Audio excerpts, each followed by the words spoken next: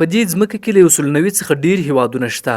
دا ځکه وایو چې له 190 څخه ډیر ځکه ځینې هیوادونه لا هم په رسمي ډول نه دي پیژندل شوي، لکه کوسوو، تایوان او یو شمیر نور. په دې بیلابیلو هیوادونو کې ګڼ قوانین نافذ دي، خو ځینې دومره عجیبه او په زړه پورې دي چې په دې ویډیو کې به ورسره اشنا شئ. راځئ له ژاولو څخه یې پیل کړو. باید پوه شئ چې په سنګاپور کې د ژاولو په اړه یو سخت قانون شته.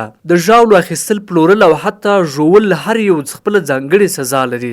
د ژاولو اخیستل، پلورل او حتی ژوول هر یو خپله ځانګړې سزا لري. که یو سیلانی ژاولې په خپله بکسچه کې له بل هیواد څخه سنګاپور ته راوړي او هلته یې وژوي، پولیس کولی شي تر $2000 پورې جریمه پرې ولګوي. دا د پولیسو په ارزونه پورې اړه لري. که وغواړي موضوع جدي وګړي، سخته جریمه ورکوي، او که پوه شي چې کس له قانونه خبر نه و، ښایي ویې بخي یا لږه جریمه پرې ولګوي. خو د ژاولو پلورونکي ته هیڅ ډول نرمي نه کیږي. معمولا هغه ته تر 2 کلونو پورې د بند سزا او $100,000 جریمه ورکول کیږي. یعنی هم به بند تیروي او هم به جریمه ورکوي. اوس پوښتنه دا ده چې ژاولې څه ستونزه لري چې سنګاپور پرې دومره سخت قوانین وضع کړي دي. په 1992 کال کې کله چې د سنګاپور حکومت ژاولې غیر قانوني اعلان کړي، وی ویل چې ژاولې چاپیریال او ښارونه ککړوي.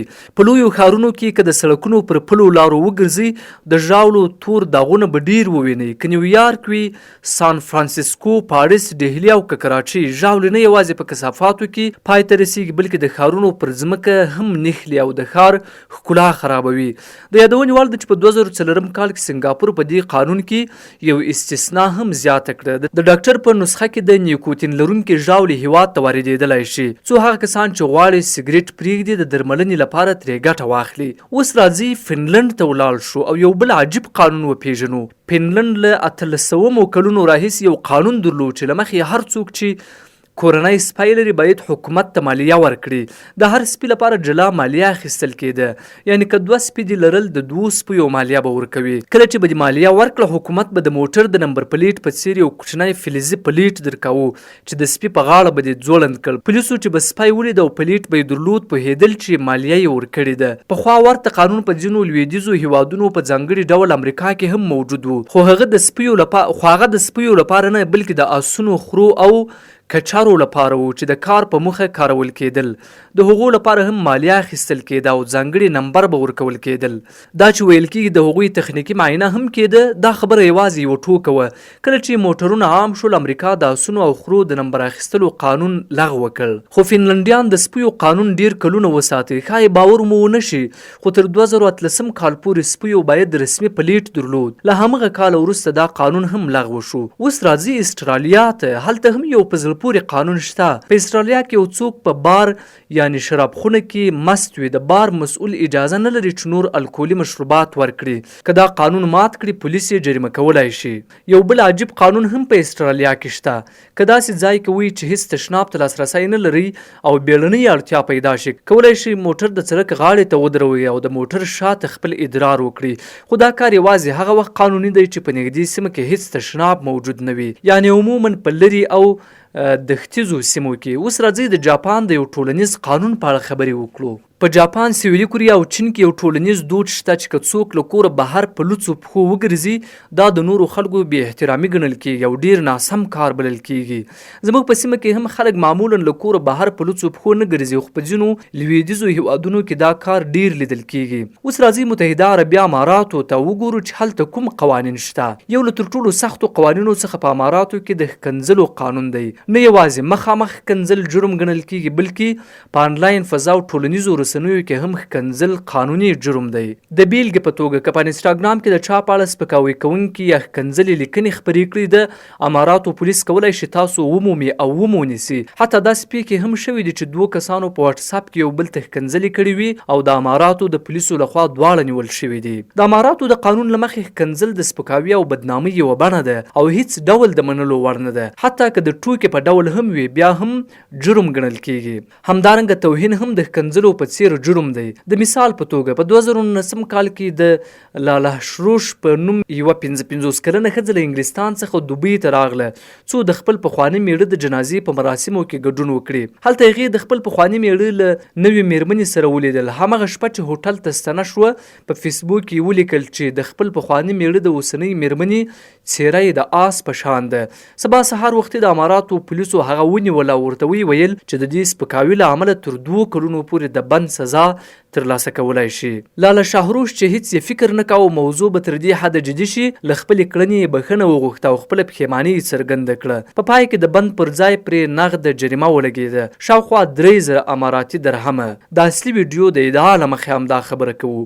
ډیری خلک باور لري چې اماراتو د دې بهرنۍ ښځې د نیولو له لارې غوښتل نورو بهرنیانو ته دا پیغام ورکړي چې د دوی د هیواد قوانین باید جدي ونیول شي. د اماراتو یو بل ډیر سخت قانون دا دی چې کله ځان سره د درد ضد درمل په ځانګړي ډول د کوډین لرونکي ګولۍ لري نو باید د ډاکټر معتبر نسخه هم در سره وي. که نسخه ونه لري کیدای شي د مخدره موادو د لیږد په تور له سختې سزا، جریمې او حتی بند سره مخ شي. اوس راځي ختیځې اسیا ته. په جاپان او سویلي کوریا کې هر هوښیار موبایل یا کمره چې پلورل کېږي د عکس اخیستلو د کلیک غږ یې نشي بندېدای. یعنی هر ځل چې عکس اخلي د شټر غږ به خامخا اورېدل کېږي. د دې قانون دلیل دا دی چې پخوا په ځانګړي ډول په جاپان کې ځینو جنسي مجرمانو په ګڼو ځایونو کې په پټه د ښځو له لمنو لاندې عکسونه اخیستل. د کلیک غږ له امله خلک ژر خبرېږي او د داسې ناوړه کړنو مخه نیول کېږي. ویل کېږي چې جاپان او سویلي کوریا د جنسي جرمونو له پلوه نسبتا لوړې شمیرې لري.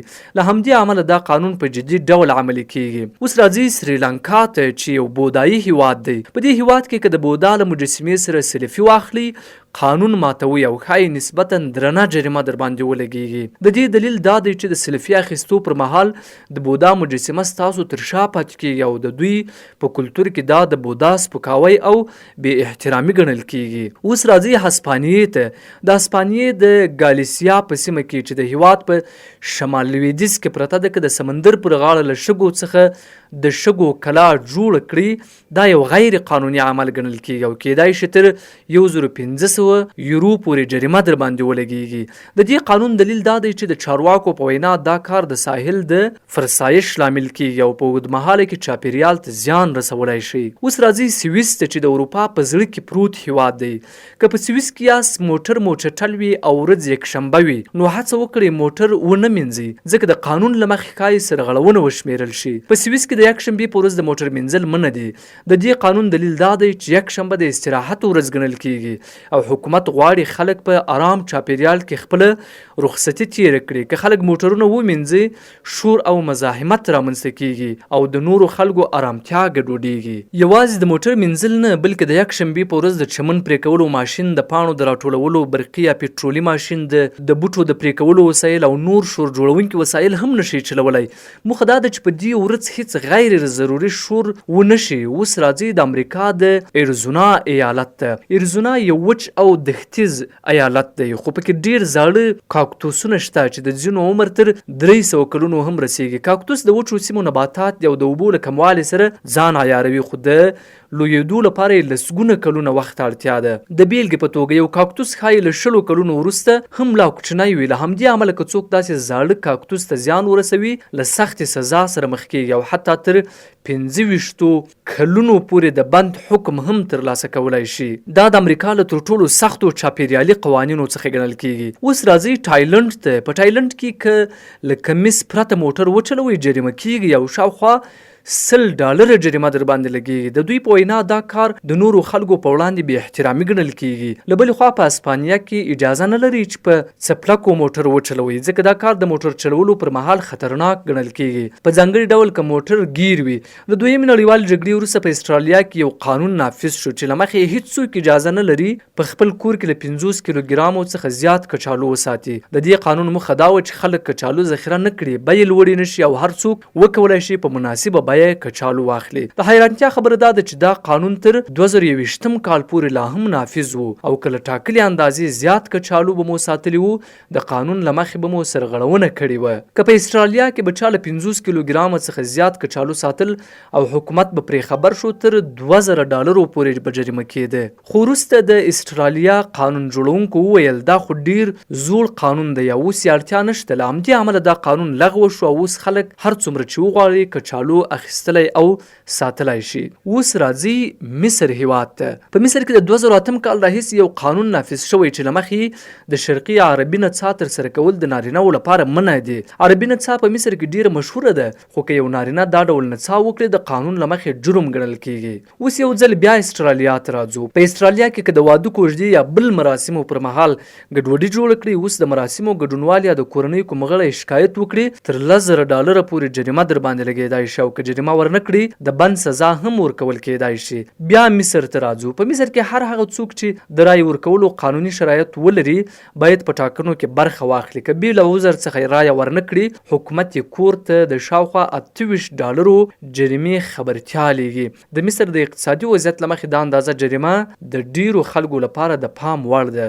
اوس راځي اتریش ته. د اتریش په میترو کې که کوم خواړه خوري باید ډیر تیز یا ځورونکی بوی ونه لري. که نور مسافر شکایت وکړي د میترو کارکوونکي کولی شي تاسو له اورګاډي وباسي او ووایي چې بهر خپل خواړه وخوري. یو بل په زړه پورې قانون دا دی چې په ځینو اروپایي هیوادونو کې د موټر چلولو د سرغړونو جریمه د هر چا د مالی وس له مخې ټاکل کیږي. یعنی که یو شتمن کس د ټرافیکو قانون مات کړي د هغه جریمه به ډیره لوړه وي، خو که همغه سرغړونه یو عادي کارکوونکی یا د کم عاید لرونکی کس وکړي نو نسبتا کمه جریمه به پرې ولګول شي.